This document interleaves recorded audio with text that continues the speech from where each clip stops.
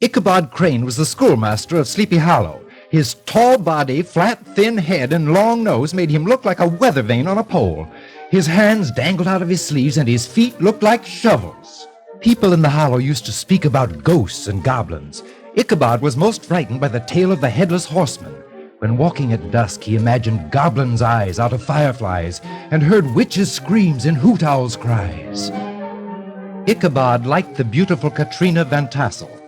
He looked forward to seeing her every week when he taught psalm singing to the ladies of the village.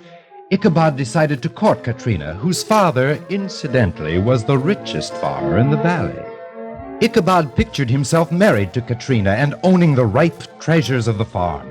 His mouth watered at the vision of great dinners of roast pig, stuffed geese, ducks swimming in their own gravy, and loaves of hot breads, pies, and pastries. Ichabod had a rival. Brom van Brunt also liked Katrina. He was known as Brom Bones because of his large size and great strength. On his big black horse, Daredevil, he would often ride through the hollow at night, causing all kinds of mischief. Brom decided to teach Ichabod a lesson. He smoked out the psalm singers by stuffing the chimney, and he howled with laughter as they rushed out, coughing and sneezing. But Ichabod continued to court Katrina. Ichabod decided to propose to Katrina at her quilting party. All dressed up, he mounted an old one-eyed horse he had borrowed. With his elbows sticking out and his knees high, he looked like a grasshopper. And hop he did.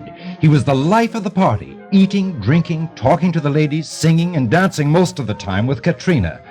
Brom sat very jealous in the corner. He soon had his chance to get attention. When the men began to tell ghost stories, Brom stood up and said, "I once beat the headless horseman in a race to the church bridge. Then that ghost just disappeared in a flash of fire." Everybody looked at Brom with admiration. After Brom left, Katrina refused Ichabod's proposal. He rode out into the night, unhappy and frightened. It's almost time for the headless horseman to ride, he thought. Before he could whistle, he saw a strange, dark object. His hair stood up as he recognized the headless horseman. Its head rested on the saddle. Terrified, he spurred his old horse to top speed. "If I can make it over the church bridge, I'm safe," he thought.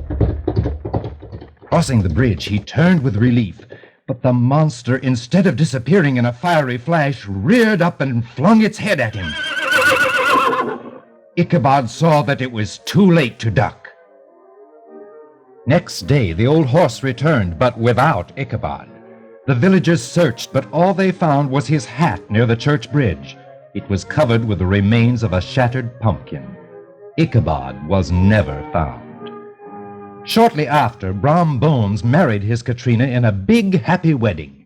Whenever Ichabod's name was mentioned, Brom always broke into a hearty laugh. Some people felt that he knew more than he was telling.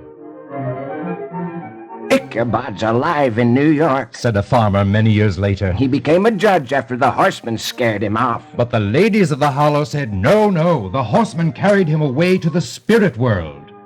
What do you think?